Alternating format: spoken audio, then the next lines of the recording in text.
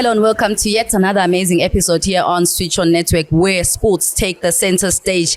We are shooting live from the farmhouse in the south of Johannesburg. Here, we are always honored to learn about the lives of footballers on and off the field. And in the house today, I have the midfield and foursome, a true legend himself, somebody who was a leader and who wore the black and gold jersey with pride at Kaizer Chiefs, and none other than Salt and Vinegar himself, Willard Katsande. Willard, welcome to Switch On Network. Thank you very much for having me, and hello everyone. Thank you so much. I'm very actually interested to hear what you have for us, because you quickly became a household brand at Kaizer Chiefs. But let's track back a bit, going back to your career highlights, reigning from Zimbabwe, Guianas, right?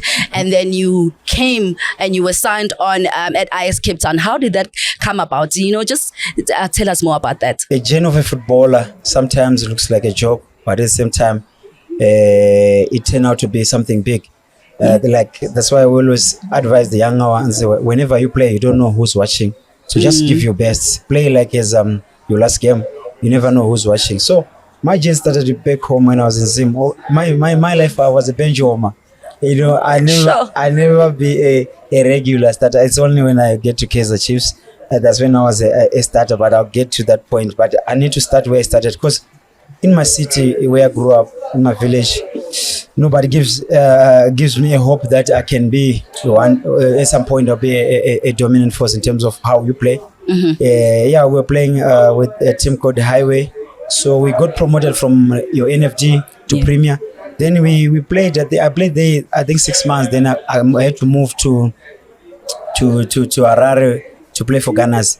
How did it happen? Because someone couldn't pitch for the game, because they were boycotting, because they were senior players boycotting for money. So this is someone in your team at Harare. Yes. He couldn't pitch for the game and you came in. Yes. I remember, like I said, I was a bench warmer. So we're going to Harare to play the biggest profile Dynamos like Kaizer Chiefs. Yes.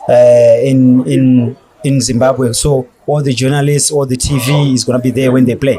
Back then they were used to be a dominant force. So it happened that the player couldn't come. Then I was available. Then from there, the late Edzai Kasnawi, he identified me playing for Highway. Then he later told me to move to Ghana's mid-season. Then I moved to Ghana's mid-season 6 months, and we won the league. Then when we won the league, now football is taking me another place, which play in the Champions League. Wow. Then we play the Champions League. That's when we play Ali. We play them at home. We beat them 1-0, and return leg, they unfortunately couldn't make it. They beat us 2-0, so we were knocked out. Then from there, I came back. I got lots of experience now.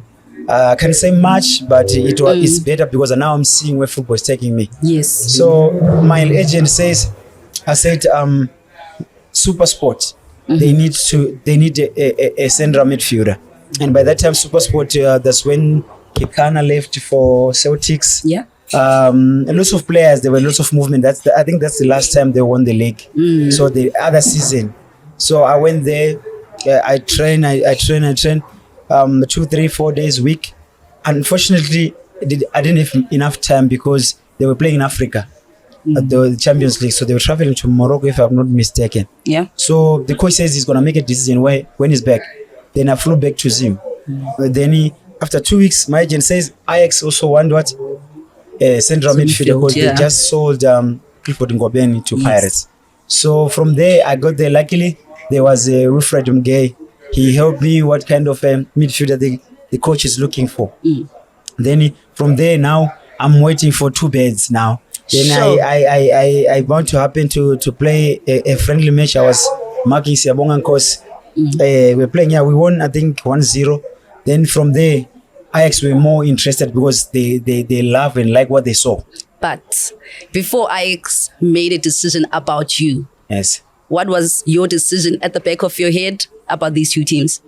Yeah, because I saw myself as a failure when I went to Super Sport. And for me to go to Ajax, I had to fight with my agent, because sometimes the feeling of going to a foreign land. You don't know the language, and you go through a lot whereby the treatment, where it's a different environment. Your training is super early, and the training is intense.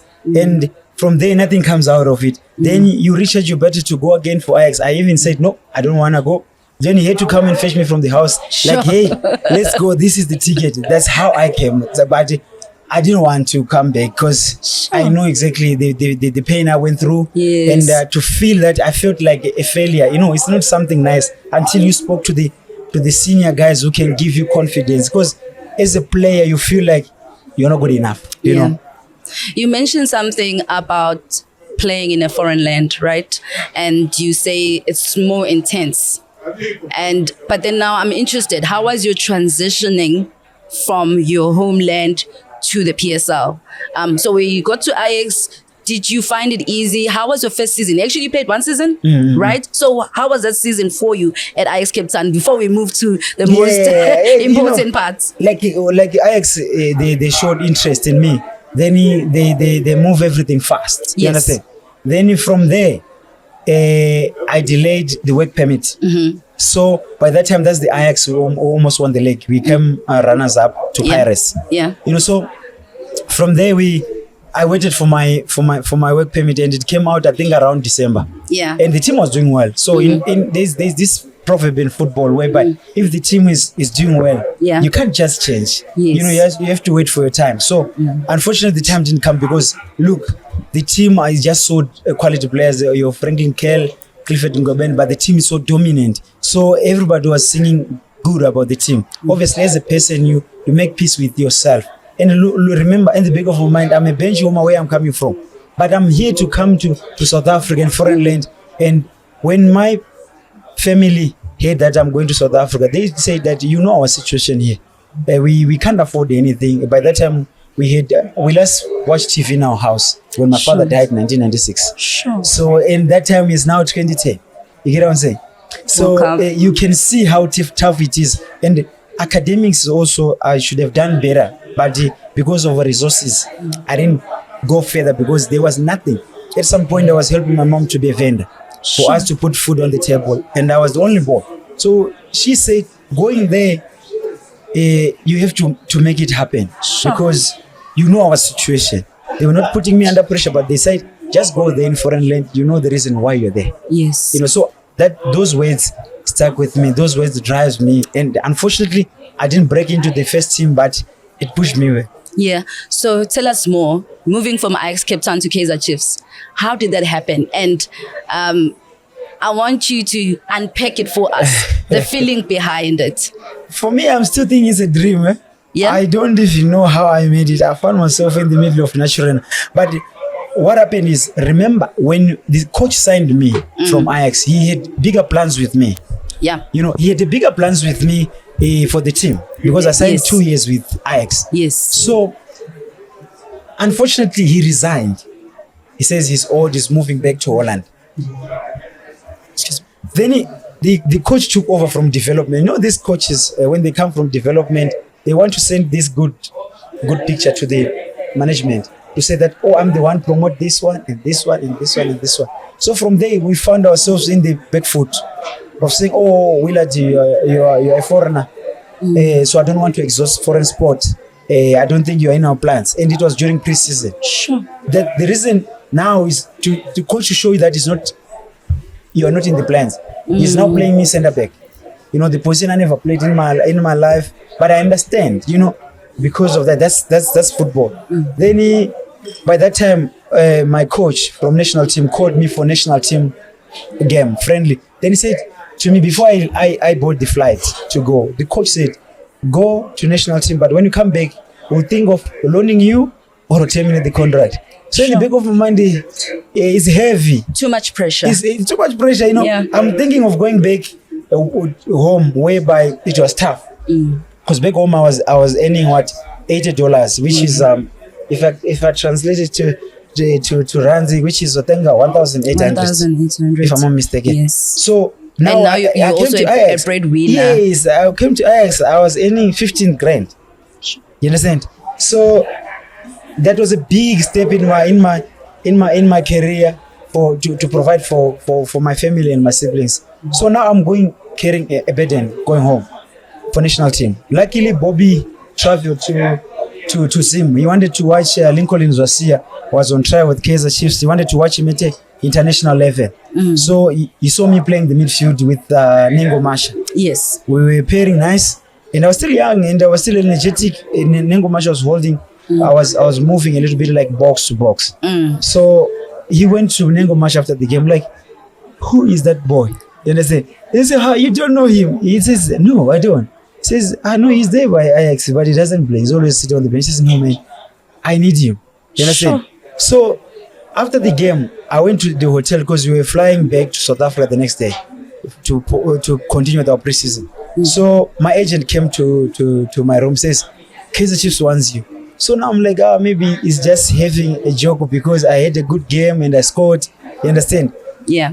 Then he said, and then he said, no, you're joking. Then he said, no, I'm serious. Then as I was traveling back to South Africa, in the Ravaya from Zimbabwean flight, we were on transit. Bobby was in there. He was already checking out. So he says to me, hey, Baba, what's your situation at Ajax? I said, no, I'm not playing here. I might even terminate the contract. I'm sure they're going to terminate. He says, I want to bring you to Joburg. Then that is lying. But here in Joburg, we play. Joburg has got big lights. You understand? He says, Joburg has got the big lights. And so here, I want to bring you not for jokes like what you're doing at Ajax. Here, you're here to work. I said, no, I'll do my best. Wow. So I thought he's joking. By the time I landed in Cape Town, then he already booked the flight for me to travel the next day at night back to Joburg to join Kaizer Chiefs. Sure. You know, Willard, your story is a story of courage and resilience. Yeah. Like there's always something, you know, before the light comes. All the time. I mean, when you reflect from how you move from Ghana to Ajax and Ajax to Kaizer Chiefs, it's a very amazing story. So now we get to Kaizer Chiefs, you quickly become a fan favorite. Yeah. You quickly become a household brand, right? And you were known as the engine of the midfield. How did you prepare yourself mentally and physically for that? Yeah, but for you to say that I become a household name, it came with the price. I paid the price. It was hard. I don't want to lie.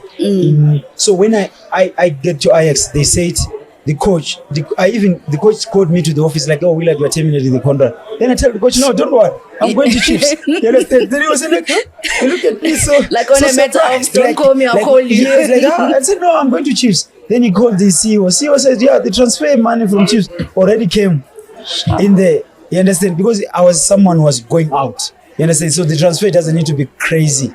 Then he says, oh, he shook my hand, all the best. Then I said, okay, thank you. Then I came to Chiefs. It's a different ball game. I remember my life was a bench warmer. My life was just small in a lunch box. I never played for a big team. Yep. I never experienced. I only read and hear. You understand? So if you don't know Chiefs Pirates, the experience, my friend, you don't know anything. Until you go inside and play inside. That's when you feel. People say, at home, it's easy to criticize. Like, hi, Mamba Derby, they are boring. Go there, you see. So it was tough. Then my first game at Kaizer Chiefs, it was a dub. And a dub, not just an ordinary derby like battling for 2 points, 3 points, 1 point. Cup final, MTN. Cup final. What? And I came in as a sub, 70 minutes. Guess who I was substituting? Shabalala, the fan favorite, just scored the World Cup goal. You understand? So it was hard. Then when I got there, it's like maybe the stadium management switched off the light for me. I couldn't see anything. Trust me. The fear. The stadium was full. I controlled the ball. I'm falling. I'm scared because I never, even Nengo Masha, he never told me, just say, it's hard here. But you know, when somebody's talking and when you experience it, then those words, they ring bell in your head like, yeah, you are serious. Then I found myself being booed. I understand.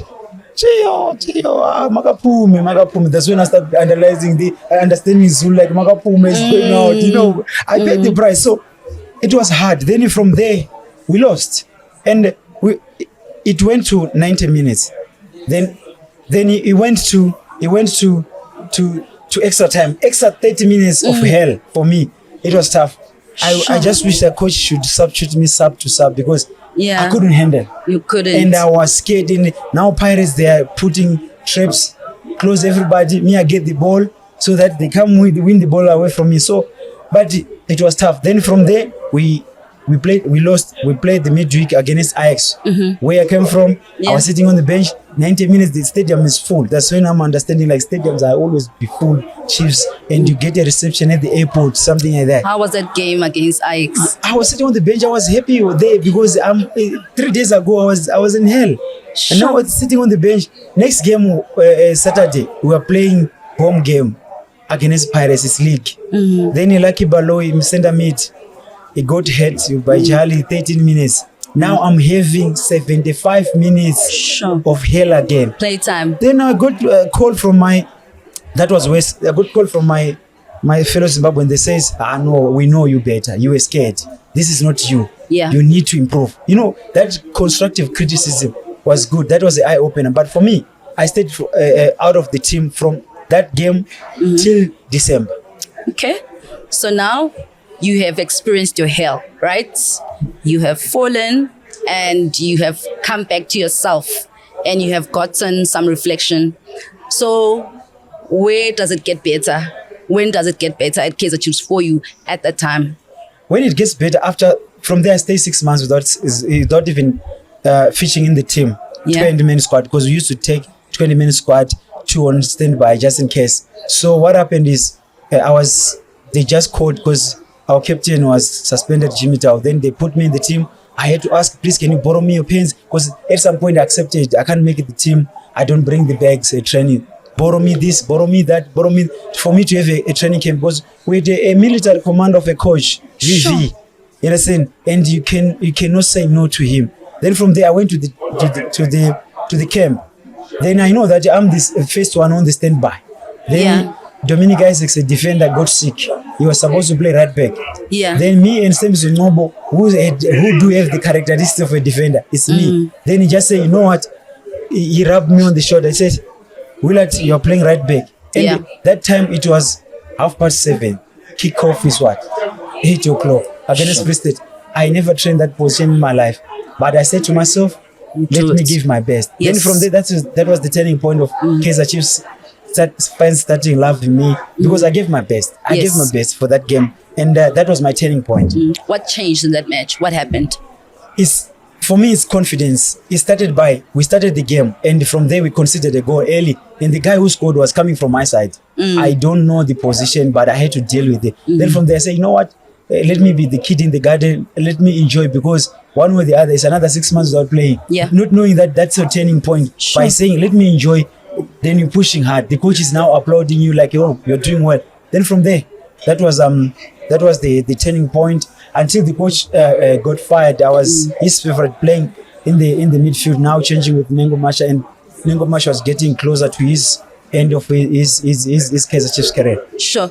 So you experienced so many highs, so many lows at Kaizer Chiefs, right? What is your biggest highlight, whether it's a high or whether it's a low, and why?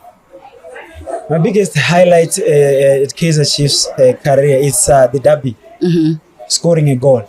Yeah. And we won 1-0. Trust me, there's no feeling beat that.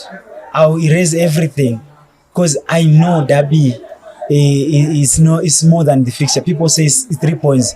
No, but even today they're still talking about that goal. That's how important it is to play in the derby. Then from there, and also featuring in 33 derbies, that's a highlight for me. And also highlight in a negative way is my first game of Kaizer Chiefs against Pirates. That was an eye opener. Then from there it sharpened my character. Wow. So now you are known for your for your spicy tackling, right? Yes. Some interpret it as reckless, some interpret it as dominance, and there's a whole lot that has happened. I mean, over a decade of football and in Kaizer Chiefs, and you only can account for 1 red card, right? And some say your style of is very intimidating, right? But you can only account for one red card. Please clear the air, because some people are saying that the referees were very lenient towards you. And there was a story as well, Sakalinge, and others are saying Kalinge is very lucky to be alive, because, that was a hoo-ha. So there was a whole lot of debate around that. The people said you were the referee's favorite, and they could not give you a red card. You were very intimidating. Your appearance on the field is intimidating, and we have seen it. So clear the air for us. I feel people mistaken me to aggressive and reckless. And people says I was referee's favorite. Yes, I was referee's favorite because they were giving me unnecessary yellow cards. Okay. Yeah, because you ask them, it's like, we want to control you. Like about Victor Khumalo, when you say the referee is a Victor, you know that without even if I just jump in the air alone, he gives me a yellow card. You understand? Yeah. Because he wants to control everything. So for me to say that, yes, I was intimidating. That's exactly what was my job. I cannot be like Shaba, who create for the team, who can be the playmaker. I'm there to break down the opposition's attack. So it's difficult to get into a player's head to say, he's going to do this. How can I stop it? I have to do everything in my power to stop. And from there, if you could see, many times when I'm there, we concede less. Our players have freedom going forward. So to say that I was reckless, no ways. Trust me, with the way the referees wanted me, I should have been every second game I come back is a red card. But I knew how to control my aggression. Thanks to the coaches who coached me. They says, Willard, I cannot take the large part of your game. Yeah. But have a sweet aggression. Control your aggression. Make sure you get the ball. And the Kalinge issue. Yeah. That's a lie, sister. Because look, people, they edit. Remember, we are living in the world of technology. They just remove the ball there. It can't be AI though. Okay, listen. If it's that tackle, the way it looks on the picture, don't you think it's a straight red card? Well, exactly my point. Because I'm saying over a decade at Kaizer Chiefs, you can only account for one red card. And we know your style of tackling. I can't say it's reckless. Some interpreted it as reckless. I could say it's a bit spicy, it's a bit intimidating, and it's a bit aggressive. Okay. So, like so many years, and you only saying it's red card one. It's only red card one. And it's your second bookable offense. But sister, I want to ask you a question. I just want your honest opinion. I'm the one holding the podcast now. I need to ask you. Yes. Sister, a lion, is it reckless or aggressive? A lion. How they are aggressive. Thank you. That's me. And if you say, Willard, don't be aggressive, you take the large part of my game. You said the coach spoke about sweet aggression. Yes. Please describe sweet aggression to me. Meaning that. In the game. Meaning that when you go for a tackle, when you go for a tackle, make sure you get the ball and everything. You understand? Whatever you want to do, but involve the ball. Yeah. The minute you don't have the ball, it's become this referee's loving word. Is it? Excessive force. You understand? Okay. Yes, that's Victor. every weekend. So Victor was saying that you're using excessive force. Yes. Okay. Sometimes then you say, no, but the other players are doing the same thing as, but the coach told me, Stuart Box as well, make sure everything you do in the tackling involve the ball, and the referee can easily see. And also have this thing of, don't be too serious when the referee comes talking to you. Yeah. This smile, then just rub it down. Okay, smile. Then from there we start using that tactic, and it was paying very well. Yeah. When he says Katsande to do this, so it's not that Kaizer Chiefs. It's difficult for referees to give Kaizer Chiefs red cards. And if you mistaken me when I talk to you, I'm very soft than when I play. So if you give me a chance to talk to you, the way I talk to you, I'll be very apologetic and very humble. Then you can be like, oh no, maybe you didn't mean it, something like that. But it was not reckless, because if it was a red card, it was red card. Trust me. Just one. Second bookable. Anybody can get a second bookable. You can score a goal. You lift up your shirt, you get a yellow card. The next thing you pull somebody jersey, it's a second bookable. Okay, I'm interested. Were there any other instances where people said you should have gotten a red card and you didn't? No. Nothing you can recall? No, and I even read the message says, Katsande end players' careers. I said, put the list of 3. Okay. I'll buy you cold drink, everybody. Yeah. Okay, moving right along. You played under such great coaches. You're Stuart Baxter, you're Steve Compella, you're Ernest. Who pushed you the most, even outside the ones that I have not mentioned?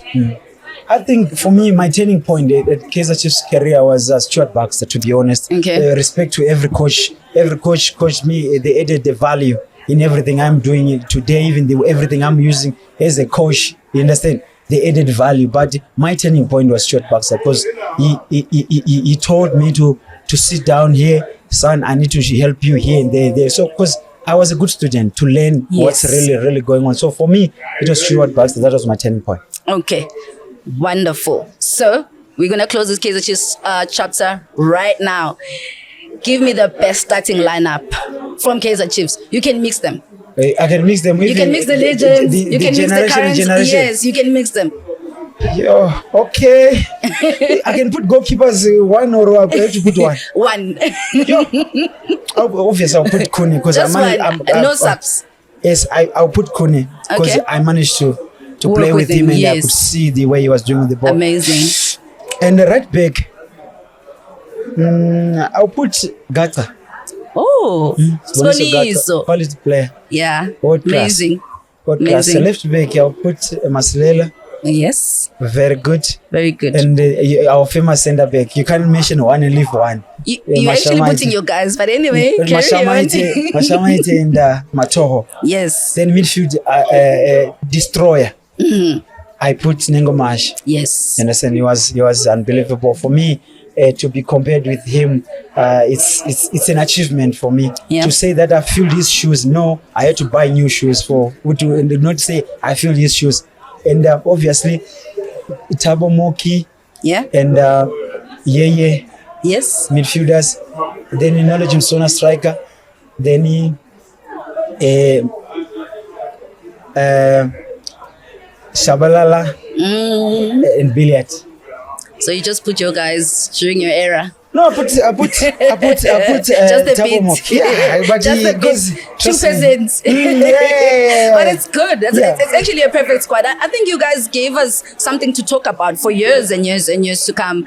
Now, talking about your Kamaviliet and everyone, during your era at Kaizer Chiefs, there was a lot of influx of good players from Zimbabwe, where the agents from South Africa, they would go and poach players in Zimbabwe. But somehow that has stopped. What do you think happened? Do you think Zimbabwe got better in their league, or South Africa got better and they are actually poaching somewhere else? Sometimes goes with moments. It's like success goes in cycles. Yes. Sometimes it goes with moments, maybe for that particular time. Whoever is there as a coach and the scouting team, they're looking for a different profile. Yeah. Because look, if you look at Zimbabwe, looking for Nengo Masha, looking for Katsande, Billiard. As much as Billiard, they were skillful, but they're hard workers. So maybe the coach prefers, maybe he doesn't want the hard workers because he already do have him. We have them from the development or maybe local. Maybe he's looking for something, maybe the goalkeeping, something different. But for me, I feel like they have to revisit. They're still there because we still meet people say, can you recommend something like you from back home? They're there. And also the league is also getting better. Now Billiard is going there, Rusuke going there, Zukamanja going there, Musona going there. The league is more competitive and the league is improving, meaning that if you want to look for that player, they are there. It's just that you don't need to be lazy. Just go there, you fetch them. Yeah, I'm actually very, encouraged to hear that the league is actually improving. It was also good to see Billiard going back. Now let's move on. Toughest opponent that you have ever faced, locally and internationally. Locally and international. Toughest opponent. I would say Billiard when he was playing it, because I trained with him at Ajax, we play together. Yeah. I play with him at national team the way I was doing with others, and I play against most of the time. We play against him at Sundowns. Yeah. Very tricky. He might look small, but very strong. Sure. And he's a tough opponent. And internationally, we'll say Abdreka from Egypt. Oh. He played like Zidane. He's like maybe you've got view mirrors, so it was hard to take the ball away from him. Yeah, that's very amazing. So now we're moving back to your homeland. As Zimbabwe actually represented the AFCON for your national team. How was that for you? Remember when you're growing up, you want to play for your national team. You don't think of going anywhere else. That's why they call national team is the number one team in the country. Yeah. So representing your country is something which is unbelievable.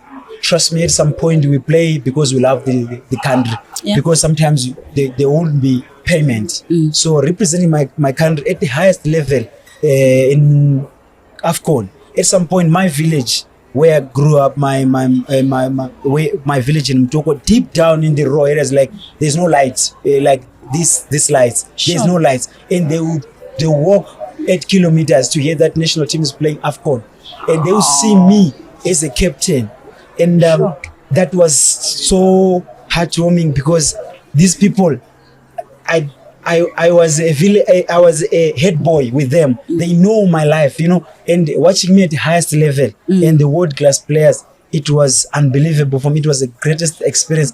And when we played national team, we were paid in Zimbabwean currency, and this money was in the account. So I donated the money to the village to get the grocery. By the time I get there, it's like maybe I'm the president. That's why I say Boss Mamboka. You understand? Because it's like I'm the president. And then I say, they never told me to do that. Then I said, for those next 30 days, they can eat. And like to keep it in the account, and it loses value almost every single day. But if you swipe and buy grocery, they will thank you because really this money, I need 20 years to withdraw it day by day, Sure, my brother, you are a true inspiration. Now we're going to go to a small part of your life now off the field. Before we go there, I just want to know, Ikamala Salt and Vinegar, how did it come about? Salt and Vinegar started by, there was Lutando Sibeko. He was the media officer at Kaizer Chiefs. So he gives people nicknames. So when it gets to me, these Amazimba Willards. So he started by saying, Willards, cheese and onion. Yeah. So he didn't get a little bit of attention. A kick from Then you see a little bit where we are hustling people, in the midfield. They say, okay, he's adding a little bit of salt. Can we make it salt and vinegar?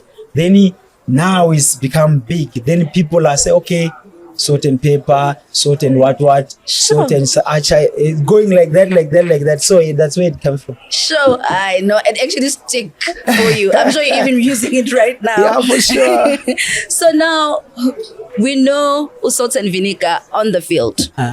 Who is Willard off the field? And who and what keeps you grounded off the field? Willard off the field is a shy guy, very humble. The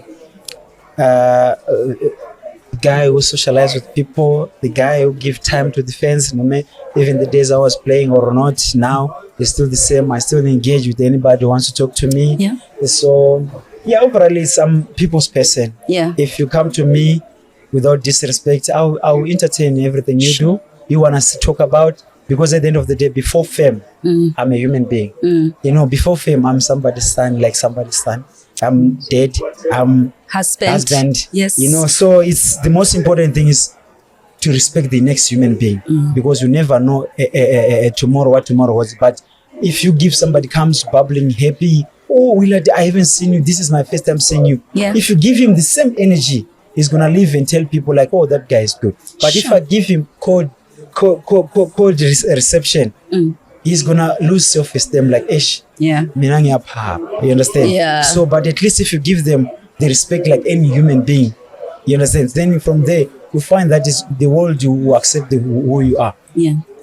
Well, I see you wearing Mboka. You're saying that you are the president, going into the fashion line. How did that come about? And what are you currently doing right now? No, the boss Mboka, remember I told you like you were saying very intimidating playing. So I feel like I was the boss. Yeah. No matter what, sometimes I feel like I'm losing the ball, 70% I'm losing, but because I feel like I'm the boss, you force yourself, you understand? So then from there, I had to create something which is, Boss Mboka. It's a Lingala language from Congo. Yeah. We are Africans, I have friends from Congo as well. Then from there, it started trending. Then from there, I used it during lockdown to give people something to be hip about because we were going through a lot. That was our first time in our lives to experience such thing like that. Then from there, say, okay, since you say, like earlier said, footballers like to wear nice. Yeah. Then from there, okay, can I transform it to this To a direction? business, yeah. And from there, people accept, and even today,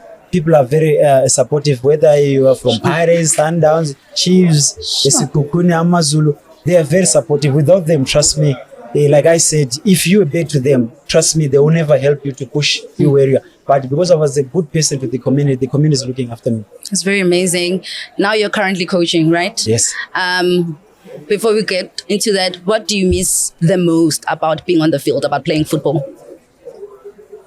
For me, I miss the action.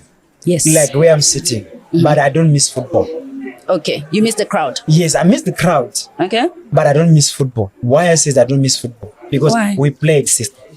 Because when I was sitting on the bench, you understand, I'm the foreign holding, I'm a foreigner holding the most appearance for Kaizer Chiefs, which is 326 if I'm not mistaken. Yes. You understand? If you look into those 326, maybe you would say 13, 10, okay, 10, let's say 10.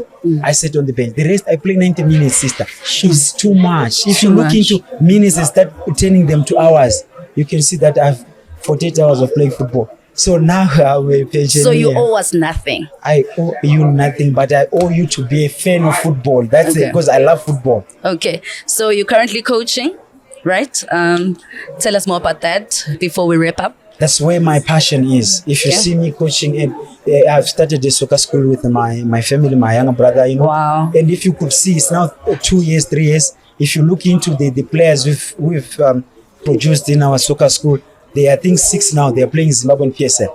And they are 17, 18. You get what I'm saying? You look into it like, okay, wow, that's good. You understand? Because if you look at the lifespan of the soccer school, it's only 2 years, you know. And from there, they're building their career. I told them, if you want to, you cannot come from juniors, and especially maybe you have a foreign ID. You can only go and build your profile at home. Play 1 season, 2 seasons. The same Chiefs you admire, Kukuni, Amazulu you admire. Then they look at, oh, this boy is 19, but he already played 60 games. They start looking like, oh, there's something special. Then from there, I think that's where my passion is. And we're very proud of what we've done. And if you look into, we're playing into the Eastern League. Yeah. With our boys, our under 14, they're sitting on number 2. Wow. With 2 games, and if you win 2 games, then we go on top. Under 18, massive gap. They are sitting number 1. So that's where my passion is, and that's where I'm still using the same tactics I use as a player, that I will make it. As long as you want it, you can make it. We are very proud of you at Switch On Network. Last words. I want you to look at the camera and tell the words of encouragement for young midfielder sitting in the village, and also just, fans of Kaizer Chiefs right now. To everyone who's listening to Salt and Vinegar, Willard Khumalo, I want you to switch on. Yes. Because we are on switch Come on now. Show. So if you want everything to happen in your life, you have to switch on in everything you do. Don't lower your guard, because someone somewhere is doubling their effort. I was a village boy. I made it. Wherever you are, especially nowadays, you are living in a world of technology whereby you can improve yourself wherever you have a spare time. Just give your best. Kneel down, pray to God. Everything happens for a reason. Everybody's going to be blessed. Our days of being blessed are different, but everybody's going to be blessed. Thank you very much. Well, thank you so much for allowing us to hear your story. Well, everybody, it is a true story of resilience and courage. You heard it from the man himself, the Salt and Vinegar, Willard Katsande. For myself, Umbali Mtakanyembe. Thank you so much. Even to our social media community, please keep the conversation going. Follow, subscribe on Switch On Network. Thank you so much, and until next time.